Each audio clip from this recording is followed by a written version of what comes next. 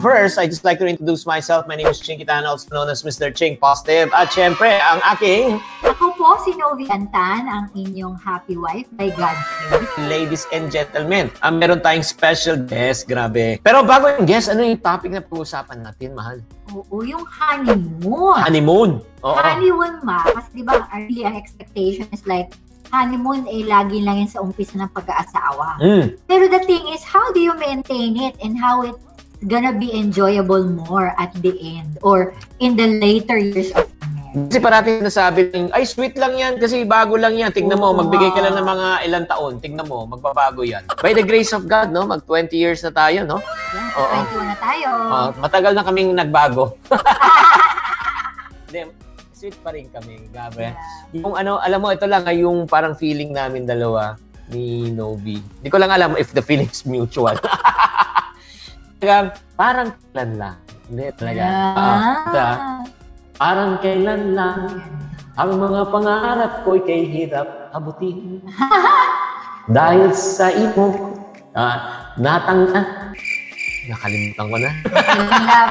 Love pa rin kita kahit nakalimutan mo yun. Huwag na natin patagalin. Sobra akong excited sa guest natin ito. Ito yung masasabi ko. Pag pumunta ako ng Davao, sila yung unang mga taong pupuntahan ko at tatanungin ko talaga. Dahil they are good friends for a long time.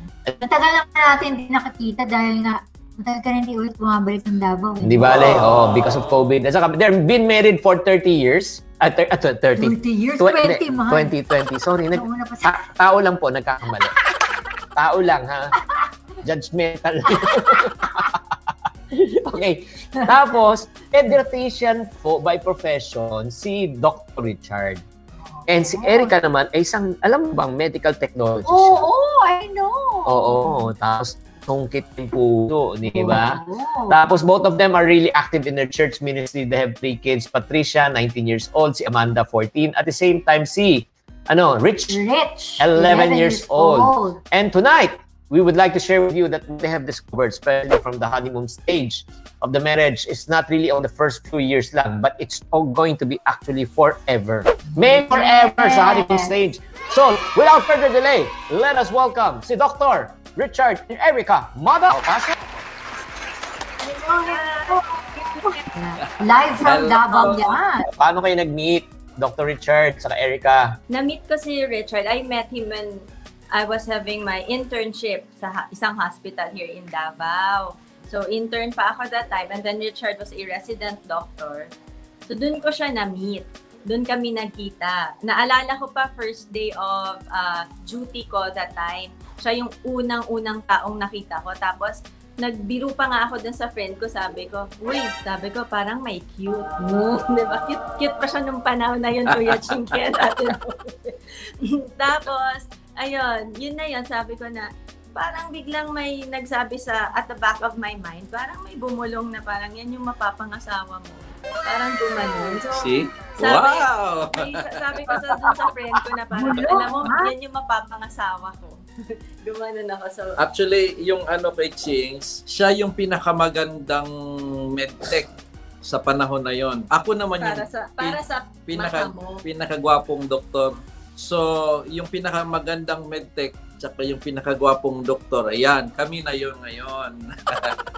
Yun yung nasa isip namin. Ang tawag yan, ang tawag yan? So, perfect. Diba? Perfect combination. Also, nagkaligawan ba? Nagkaligawan agad? Yes, ako Kuya Chings. Kasi I'm known to yung bang magka-relationship tapos after a few months hindi na nag-work, parang ganon. Ako yung ganong klase. Then, para bang may hinahanap ako. Then, I finally found someone. So, gaano katagal? Gaano katagal ang courtship ba? Kay Chings, mga 1 year, ganong kabilis. 1 year after nagkakilala kami, medyo mabilis nga. Mabilis yung mga pangyayari. Mabilis ang pangyayari. So, after a year, yun nga, we decided to get married and then yun na, mag-asawa na kami. So, Dili na talaga pinawalan. Parang Kuya Ching sa Ate Nove, parang kung kailan kami nag-asawa, dun pa namin nakilala ng mabuti yung isa't isa. Well, anyway, ito na. Sige, let's start na tayo, no? Excited ako sa topic. Sige, mahal, ikaw namang unang magtanong. Ano ba talaga tong honeymoon stage na to and how it grow in your marriage? Yung ating yung sa aming discoveries ngayon, kasi we are now 20 years na mag-asawa. Kasi yung parating natuturo sa amin, yung naririnig natin, and I would like to share this also, we would like to share this also sa mga new couples na yung sinasabing honeymoon stage daw, yung first 2 years or first year.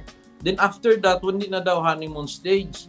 So, ngayon na 20 years kami, I would like to stand up and say, mali po yun.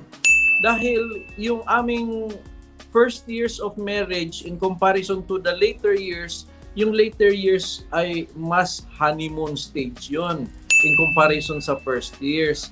So, kasi akala nila mawawala na yung sweetness, akala nila mawawala na yung sparkle. Yes. So, sa iyo, ano ba ang mo, what you like to share na why do we think na mas maganda yung later years than the first years? Based on experience kasi, the first few years of marriage, dun pa namin nakikilala yung isa't isa. So, mas madalas yung away, mas madalas yung hindi pagkakaintindihan. Nandun lahat yung parang may mga panahon na pagising ko sa umaga, gusto ko na siya isauli sa mami niya. Yung mga ganon. Hindi naman po tinatanggap. Sinasauli ko pero binabalik naman. yun yung kaya sabi namin na yung honeymoon stage, mas naramdaman namin nung tumagal kami. Ngayon nga, itong on our 20 years na kami, pero feeling namin ni Richard, ngayon pa talaga kami nagha-honeymoon.